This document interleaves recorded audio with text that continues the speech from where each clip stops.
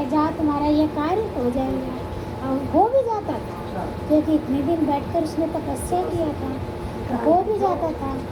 इसी प्रकार जिसका जिसका जो बातें होती थी वो इस तरह एक बार तोड़ता था और दे देता था, उसका कार्य हो जाए। अब वैसे उसका नाम बहुत होने लगा, बहुत ख्याति फैल गई चारों तरफ।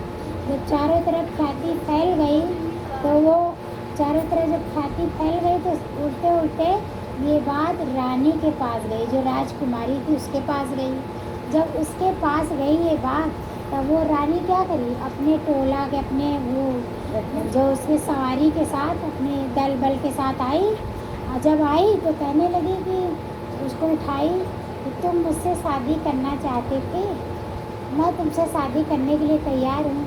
तो उसने क्या कहा जब मैं चाहता था तो आप नहीं तैयार थी।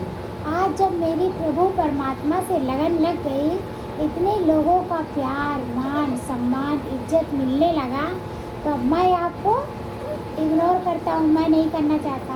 अब क्या करे रानी राजकुमारी चली आई।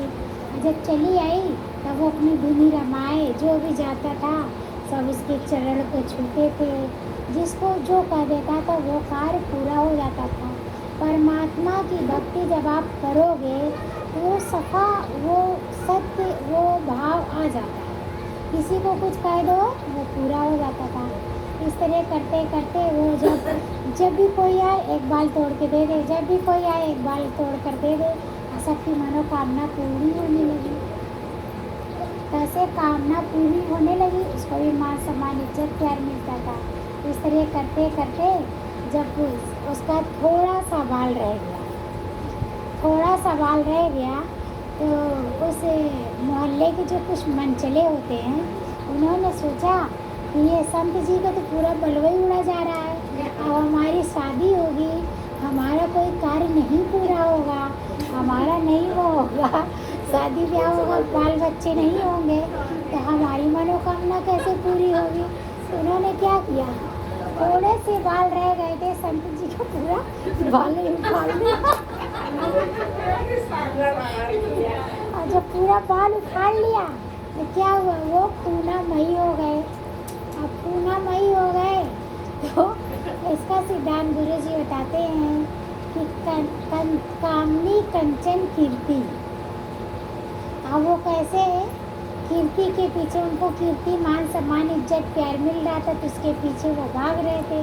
तब क्या हुआ, उनका पूरा बाल उड़ गया, पूर्णामयी हो गए, हताश हो गए, परेशान हो गए। तो कैसी उनकी कीर्ति खत्म हुई कि नहीं। गुरु जी क्या कहते हैं, कंचन कामनी कंचन कीर्ति, कीर्ति के पीछे कभी मत भागो। अगर बहुत आपको मान सम्मान इज्जत प्यार मिल रहा है, हमेशा कहो बदौलत किसके, हमारे गुरु जी की कृपा से ये सब मिल रहा है। कामना कीर्ति के पीछे मत भागो, मान सम्मान इज्जत प्यार के पीछे मत भागो। मिले तो गुरु जी को रीडायरेक्ट कर दो, गुरु जी आपकी कृपा से मिल रहा है, आपके कारण मिल रहा है। आप ना आज तराशते, आप ना आज उठाते, क्या ये सब प्यार करते हमें। वह कौन पूछता था तेरे मिलन से पहले, मैं बुझा हुआ दिया था तेरे मिलन से पहले। कामना कंचन कीर्ति। फिर दूसरा कहे कामना करें, फिर ये दृष्टांत खत्म हो गया, फिर दूसरा कामना के पीछे भागे कि मेरा ये काम पूरा हो जाए। कामना क्या होता है कि शादी हो जाए, बीवी अच्छी मिल जाए, घर अच्छा बन जाए, बच्चे अच्छे मिल जाए, बच्चे की शादी अच्छी हो जाए, यही तो कामना लोग करते हैं। कामना के पीछे कैसे भाग रहे थे। फिर कंचन कामनी कीर्ति, वो कीर्ति के पीछे भागे, उनका पूर्णमयी हो गया। कैसे वो रोने लगे, हताश हो गए, परेशान हो गए, उनको दुख दर्द सहना पड़ा। फिर कामना, जैसे मान लीजिए एक संत जी थे, वो बहुत मतलब कि वो भी बहुत अच्छे से भगवान का रोज़ गुणगान करते थे, रोज़ जाप करते थे, रोज़ सब कुछ करते थे। करते करते एक दिन उधर से एक बंजारन निकली। वो बंजारन इतनी सुंदर थी कि संत जी को बहुत भा गई।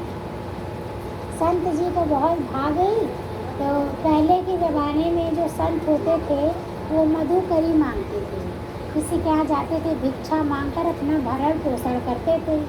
तो वो उस जो बंजारन थी उसके यहाँ भी मांगने जाते थे। जब मांगने जाते थे तो वो क्या कही कि संत जी आप सबके घर से मांगते हो थोड़ा थोड़ा करके, तो आप उसको ना मांगकर सिर्फ मेरे घर से आप मांगकर खाया करिए, सबके यहाँ मत मांगा करिए, अच्छा नहीं लगता है। तो कहा ठीक है कोई बात नहीं। तो अब वो एक जन उसी के यहाँ से भिक्षा मांगने लगे। जब उन्हीं के यहाँ से भिक्षा मांगने लगे तो अब एक ही जने के यहाँ से मांगने लगे। अब वो बनाकर खाते। वो बंजारन क्या कही कि आप बहुत भिक्षा तो मैं देती ही हूँ, आप परेशान होते हो, खाना बनाते हो, भगवान का भजन नहीं कर पाते, समय कम पड़ जाता है, तो ऐसा करिए हम ही खाना बना दिया करें। तो कहे ठीक है देवी जैसे तुम्हारी इच्छा। कामना करने लगे ना, तो कहे ठीक है जैसी तुम्हारी इच्छा। वो खाना बना के रोज़ संत जी आते थे टिफ़िन देने लगी।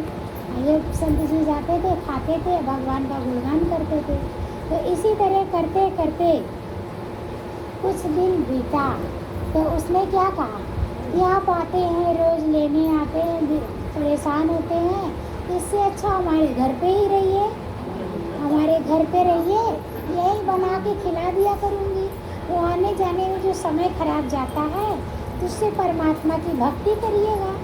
कहे ठीक है देवी जैसी तुम्हारी इच्छा। अब वो क्या करे, उन्हीं के घर रहने लगे। जब घर रहने लगे तो जो समाज के लोग रहते हैं चार बातें कहने लगे कि देखो इस बंजारन इतनी सुंदर है और संत जी रोज़ आते हैं, इनके यहाँ भोजन करते हैं, रहते हैं, इनका क्या संबंध है। जब वो स्त्री सुनी, बंजारन सुनी, तो संत जी से बोलती है कि संत जी आप रहते तो हो, लेकिन समाज वाले क्या कह रहे हैं, इनका रिश्ता क्या है।